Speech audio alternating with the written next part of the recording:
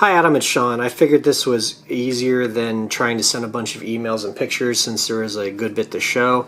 I pretty much have a functional assembled left-hand block. This is off the MakerBot, so the detail's not as good as the final print, but it's we'll be able to demonstrate here. So part of our original concern was the tiny pivots and keeping them as separate pieces or molded in.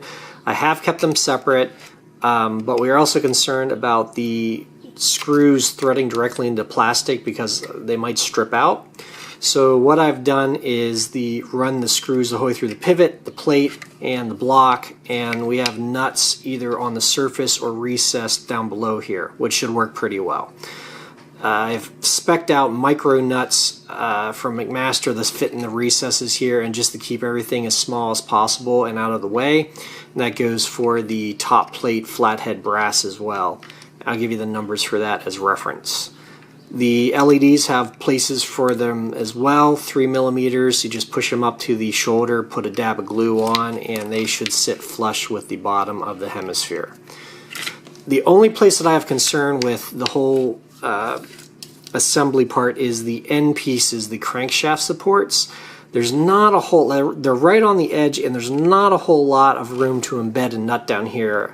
I might be able to cheat it a little bit and embed a nut. I'm still messing with it, but there is a chance that this would either have to be threaded directly into the plastic, which is not my first choice, but I'm going to get some junk scrap pieces from the lab and try threading into them and see how it goes. The other choice would be to cheat this a little bit to make it thicker to fit in a nut, or to mold the standoffs as part of the main block. I'm not a huge fan of that because if something were to break or get hit, you're kind of done. So I'm still messing with that, but we'll see how it goes. I'll be adding little offsets with nuts in them right around the perimeter here so that this can screw into the bottom plate. So I figure you assemble the top plate with the levers, you do your LEDs and the bottom stuff, and then the last thing you do is screw it into the bottom plate.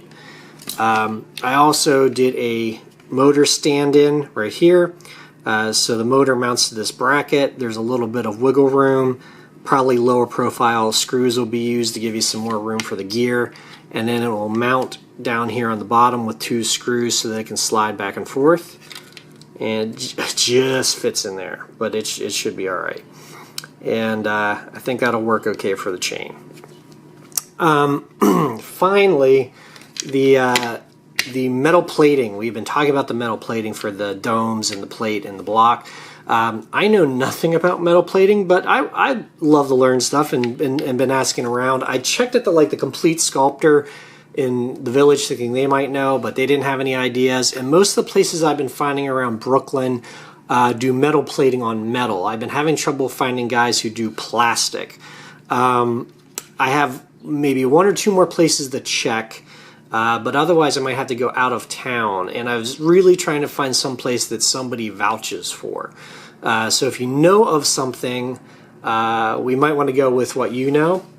Or most of the places or model makers I've been talking to are telling me to do rub and buff, or I think it was all clad or all CAD, which was the metallized airbrush paint, which I'm sure you're familiar with all of those things. But if you have any thoughts on it, let me know and we'll figure it out. But I hope to have the right-hand block done sometime within the next week.